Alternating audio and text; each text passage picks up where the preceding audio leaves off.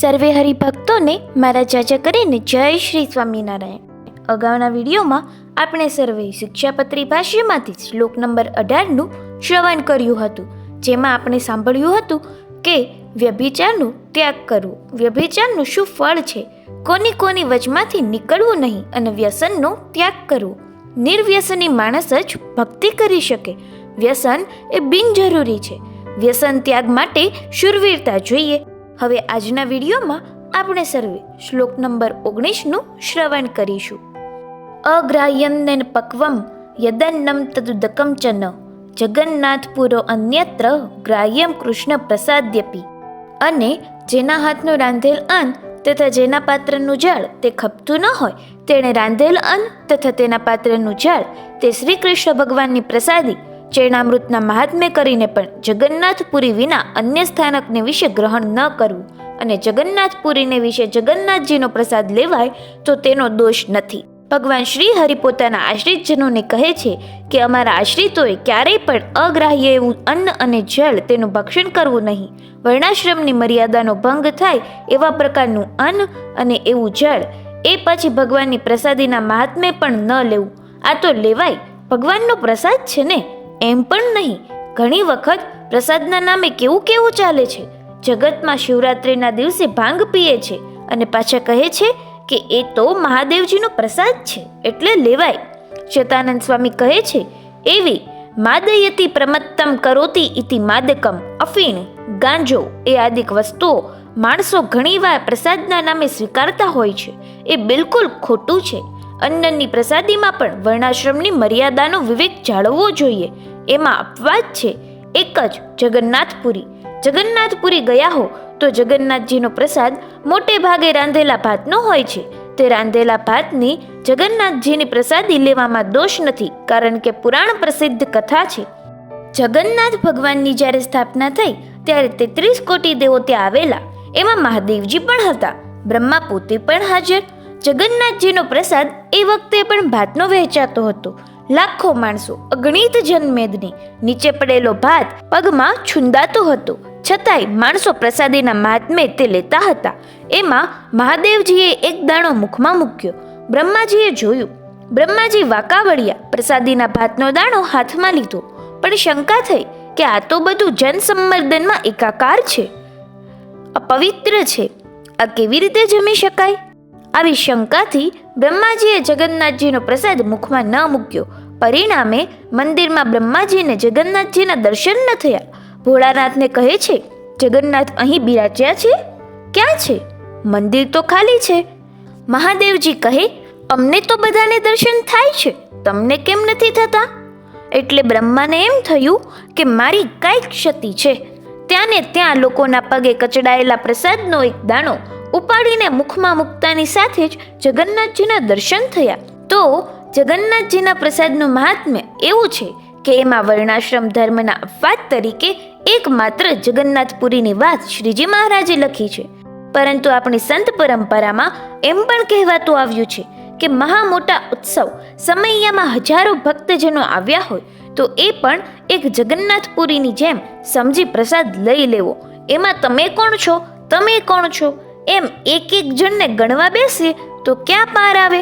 તો એ વખતે જગન્નાથપુરી સમજી યજ્ઞનો પ્રસાદ સ્વીકારવો, એમાં કોઈ દોષ નહીં. પણ એ સિવાય ક્યાંય પણ તમે ગયા હો, કોઈ પ્રસાદી આપતું હોય તો વર્ણાશ્રમની બાબત સહેજ નજર સમક્ષ તો ચોક્કસ રાખજો, કારણ કે આહાર શુદ્ધિ છે એ અગત્યની બાબત છે. પ્રાયશ્ચિત મયુખની અંદર અને વિષ્ણુ સ્મૃતિમાં એવા વાક્ય લખેલા છે કે માણસ જેનું તેનું ખાય, ગમે ત્યાં ખાય, એ માણસને પ્રાયશ્ચિત કરવું પડે છે. ગમે તેનું ખાનારો ક્યારેય પણ સુવિચારી બની શકતો નથી. એના મસ્તકમાં, બુદ્ધિમાં સારા વિચારો આવતા નથી અને સાંભળેલા સારા વિચારો સ્થિર થતા નથી. કારણ કે જેવું અન્ન એવું મન, આહાર એવો ઓડકાર. અનાજથી માણસનું મન બદલાઈ જાય છે. જ્યાં ભાવના અતિ શુદ્ધ હોય એ અન્ન પવિત્ર ગણાય છે. પણ બજારું ખોરાક કે લોજ, હોટલ, લારી ગલ્લા જ્યાં દેખે ત્યાં ભોજન કરવા લાગી જાય તો એવું અન્ન મનને બગાડી નાખે છે. સારો વિચાર એક પણ આવે નહીં. અનાજમાં તો એવી શક્તિ છે કે ખોરાક જો અતિ પવિત્ર રીતે થતો હોય તો માણસના વિચારો બદલી શકાય છે. આપણા સંપ્રદાયમાં બનેલી એક ઘટના છે. એક સત્સંગીની દીકરી પરણીને પતિને ત્યાં ગઈ. એ કુટુંબ સંપ્રદાયનું આશ્રિત નહીં. આ બહેને પોતાની સાથે શિક્ષાપત્રી, પ્રભુની મૂર્તિ, માળા વગેરે લીધું. ડોકમાં કંઠી તો હતી જ. તેણીના પતિએ પહેલા જ દિવસે સુટકેસ ખોલાવી અને તેમાંથી શિક્ષાપત્રી, મૂર્તિ, માળા લઈને ફેંકી દીધા. ગળામાં હાથ નાખીને કંઠી તોડી નાખી. કામ કર, ખા પીને મજા કર. આ બધું નહીં. તું ઘરડી બુઢી થઈ જાય ત્યારે જે કરવું હોય તે કરજે. અત્યારથી મીરા બનવાની કોઈ જરૂર નથી. આવા ભગત વેડા મને ન ગમે. પેલી બાઈ ગમ ખાઈ ગઈ. એ કાંઈ પણ બોલી નહીં. મહિને 2 મહિને એ જ્યારે પિયર આવી ત્યારે એણે વાત કરી કે આવી પરિસ્થિતિ છે. મંદિરમાં એ વખતે કોઈ સંત બેઠેલા. એ બહેનના ભાઈએ વાત કરી કે મારી બહેનને તો આવું થયું. કંઠી તોડી નાખી છે ને માળા ફેંકી દીધી છે ને શિક્ષાપત્રી પણ ફાડી નાખી છે ને મૂર્તિઓ તો ફેંકી દીધી છે. તો હવે શું કરવું? સંતો પાસે ઘણીવાર આવા પ્રશ્નો આવતા હોય છે. આવે વખતે સંતોએ વાસ્તવદર્શી બનવું પડતું હોય છે. રૂઢિવાદ આમાં કામ લાગતો નથી.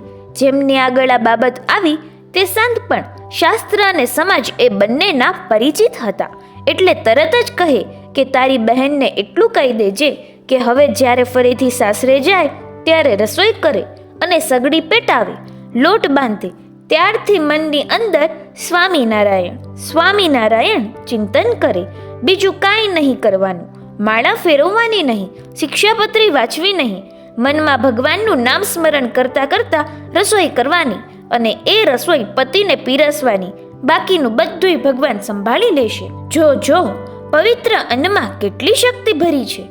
1.5-2 મહિનાનો સમય પસાર થયો અને એક દિવસે એ બાઈનો પતિ સામે ચાલીને કહે છે કે મેં તે દિવસે તારી કંઠી તોડી નાખી, મૂર્તિ માળા ફેંકી દીધા, તેથી તને કાંઈ દુઃખ ન થયું? બાઈએ કહ્યું, હું તો તમને પરણી છું. તમે રાજી થાઓ એ મારું કર્તવ્ય છે. તમને જે ગમે એ મારે આચરવું જોઈએ, તમને ન ગમે એ મારે મૂકી દેવું જોઈએ.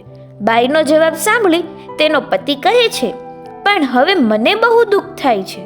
મેં ભૂલ કરી છે.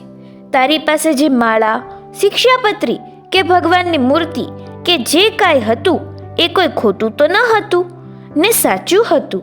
માટે તું તારું એ બધું રાખજે.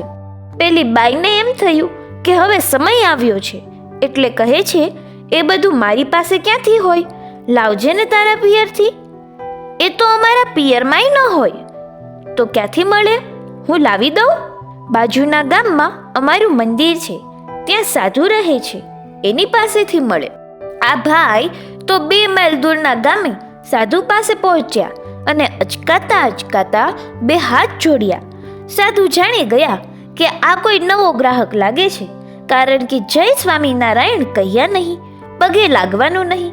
એટલે ખ્યાલ આવી ગયો કે આ તો કોઈ નવો નિશાળ્યો છે. આવો ભાઈ, આવો બેસો. મહારાજ, પેલી તમારે ડોકમાં બાંધે છે ને એવી કંઠી ને એક તમારા ભગવાનની મૂર્તિ ને પેલી તમારી ચોપડી રોજ સવારના ઉઠીને વાંચે છે, આ બધું જોઈએ છે. સાધુ વિચાર કરે છે કે આ કોઈના વતી આવ્યો લાગે છે, એને પોતાને જોઈતું હોય એવું નથી લાગતું. એટલે પૂછ્યું, એ બધું તમારે જોઈએ છે? ના, મારે નહીં, હું તો તમારા સંપ્રદાયનો નથી. તો કોને જોઈએ છે? અમારા ઘરવાળાને.